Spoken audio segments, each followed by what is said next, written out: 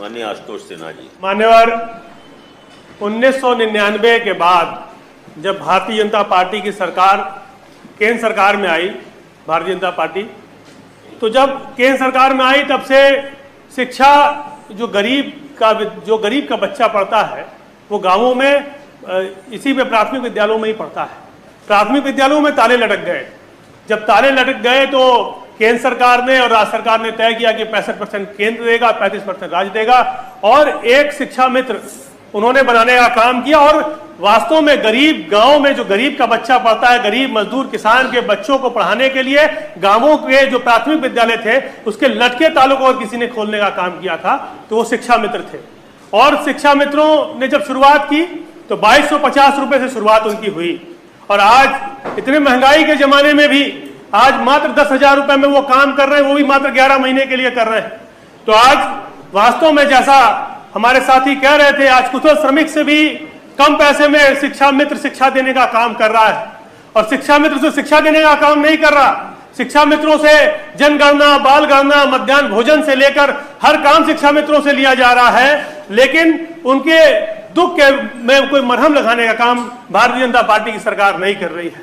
मैं आपसे बड़े विनम्रता से बताना चाहता हूं माननीय सभापति जी, 2017 में जब विधानसभा के चुनाव चल रहे थे तो हमारे देश के आदरणीय प्रधानमंत्री जी ने बनारस में ये बात कही कि अगर उच्चतम न्यायालय से भी अगर इनको राहत मिलेगी या नहीं मिलेगी, लेकिन भारतीय जनता पार्टी की सरकार इनके साथ खड़ी है। उनके कहने का मतलब ये था कि अगर सुप्रीम कोर्ट से भी उनको न्याय नहीं मिल पाएगा या लगेगा कि उनके पक्ष में निर्णय नहीं आया है तो ये अध्यादेश लाएंगे, अध्यादेश लाकर इनको नियमित करने का काम करेंगे।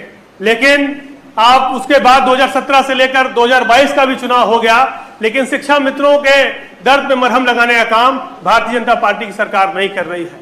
आप यही हमारे सदन में पूर्व मुख्यमंत्री थे आदरणीय दिनेश शर्मा जी, उनके नेतृत्व में भी एक कमेटी बन गई जो शिक्षा मित्रों के राहत देने के बारे में, जिनके एक कमेटी बना दी गई कि वो तय करेगी क्या होना है, लेकिन उस कमेटी की रिपोर्ट भी आज तक नहीं आ पाई इस सदन में। मैं माननीय सभापति जी आपके माध्यम से सरकार से जानना चाहता हूं कि उस कमेटी की क्या रिपोर्ट है, क्या उस कमेटी ने रिपोर्ट तय की, क्योंकि शिक्षा मित्रों के मामले में मैं कुछ बहुत महत्वपूर्ण मांगे हैं।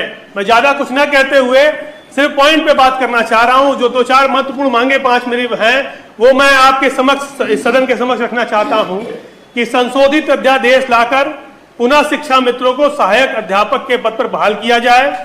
भारत का राजपत्र 10 अगस्त 2017 लागू हो। समान काम का समान वेतन लागू कर 62 वर्ष हेतु इनकी सेवा नियमावली बनाई जाए।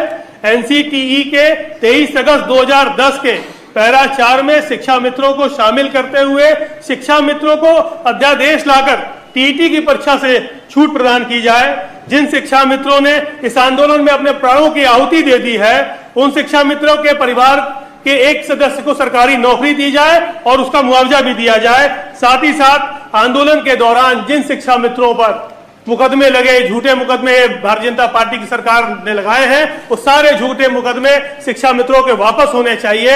मैं 2 शब्द कहते हुए अपनी बात खत्म करना चाहता हूं कि यूपी के शिक्षा मित्रों का हुआ हाल बेहाल है। वर्षों की सेवा का फल मिला बहुत कमाल है। बेटी सयानी बेटा भी करता कई सवाल है। आगे खाई पीछे कुआं बड़ा विशाल है। आज शिक्षा मित्रों का हाल वास्तव में बहुत बेहाल है। और हमारे नेता आदरणीय अखिलेश यादव जी ने ये बात कही कि जब हमारा घोषणा पत्र जब जारी हुआ कि हमारे घोषणा पत्र में भी ये बात थी कि जब शिक्षा हमारी सरकार बनेगी तो शिक्षा मित्रों को सम्मान मिलेगा, उनको नियमित करने का काम किया जाएगा। इस जनहित के सुनिश्चित विषय पर मैं सदन का ध्यान आकृष्ट कराते हुए इस पर चर्चा कराने की मांग करता हूं।